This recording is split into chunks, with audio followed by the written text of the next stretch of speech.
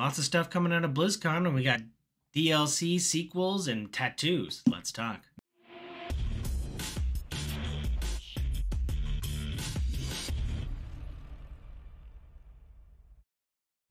What up, viewers? What up? What up? Calc Soups here, and today is Friday, November 3rd, and that means it's time for a quick recap of the week in video game news. Starting off the news with what's happening today, BlizzCon. It is BlizzCon weekend, Blizzard's annual convention for themselves to talk about everything that's everything Blizzard. They had the opening ceremony earlier today, and a lot of stuff's coming out. Now, previously, I think the tank character for Overwatch 2 had leaked, but the official announcement was today. Looked like a kind of Maori, big old tank character, yeah, looking forward to seeing what they do on in Overwatch, if I ever go back to Overwatch. There was also Diablo 4 DLC announced. They had stuff for Hearthstone, and I think one of the biggest highlights of the opening ceremony was Blizzard announcing the next 3 World of Warcraft expansions, which was quite excessive considering each expansions usually runs around 24 months, so like that's like 5 years of content. But yeah, and they even actually had a look like semi-live action. I don't know, the character rendering looked really good for the next World of Warcraft expansion. So watch that trailer if you have not already. If you're at all familiar with any of the World of Warcraft lore. So yeah, it was really good. So yeah, there was a ton of stuff announced this week. I bet there's gonna be a lot more announcements coming out as people get hands on with all of this content coming out of BlizzCon.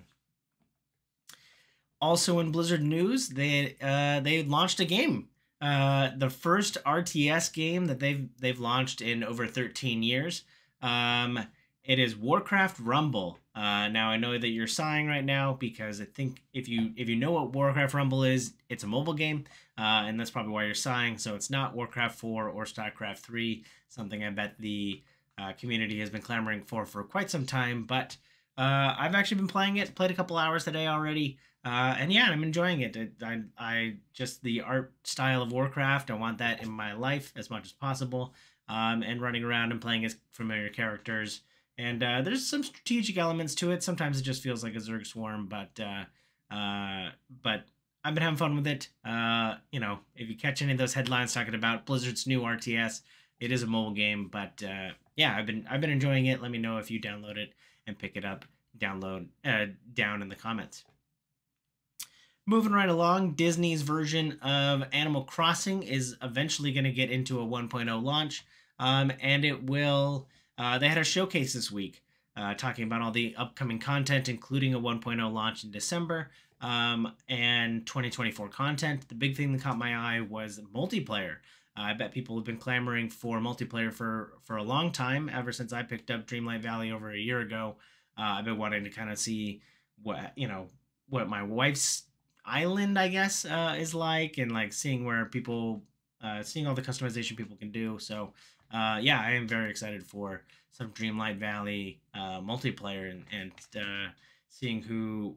I mean, I guess all the characters run all the same shops, but like, you know, all the different decoration choices you can make, I bet are pretty interesting to see across other people's valleys, I guess, in Dreamlight Valley. So looking forward to seeing that sometime soon. One of my games of the year contenders this year is getting some DLC in the upcoming weeks. Remnant 2 is getting some DLC launching on November 14th.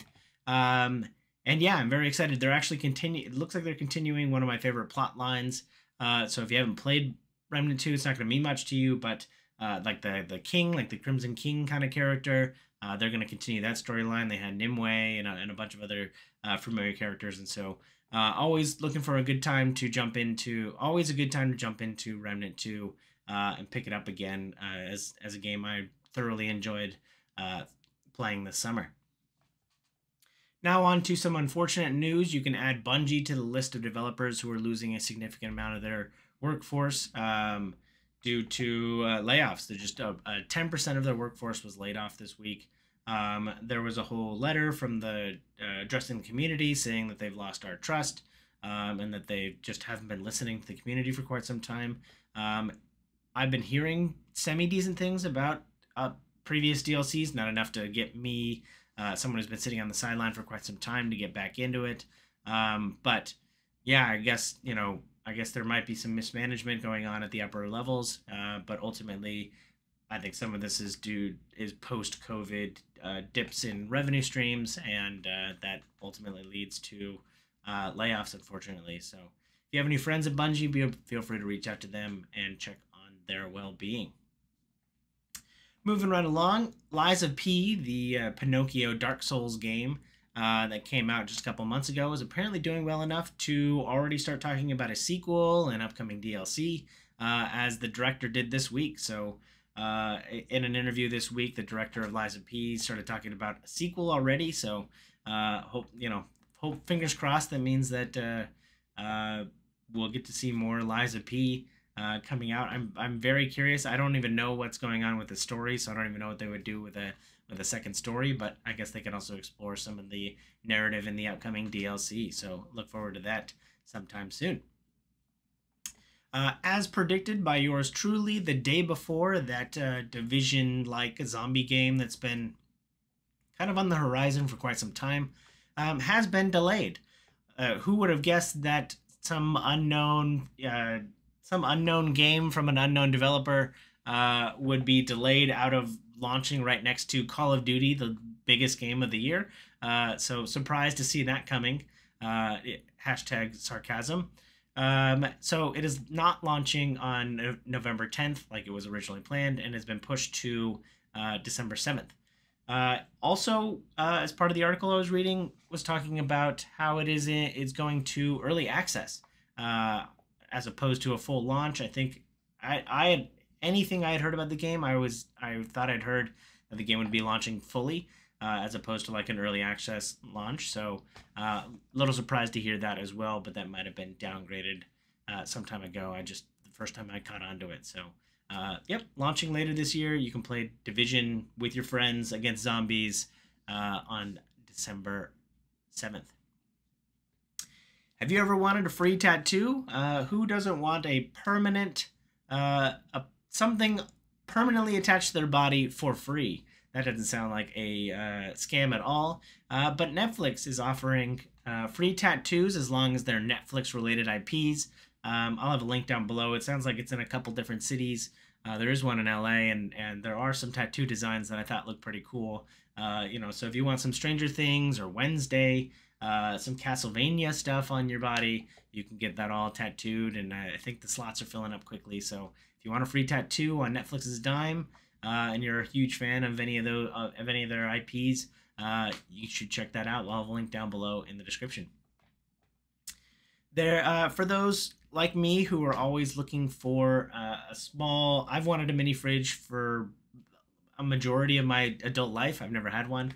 And there's a pretty cool one. If you are a big Minecraft fan, there was one that's on discount this week. It was a creeper. So you can fit, it was like 2 feet tall. It looked like you fit roughly a 6-pack in a small fridge shaped like a creeper from Minecraft. And it was just $55. So I've seen like the expensive Xbox one, I think is over $100, maybe even $200 sometimes, depending on where you get it. Or if there's aftermarket surcharges. But this one was just $55 from official retailers. So I'll have a link down below if you want to pick that up.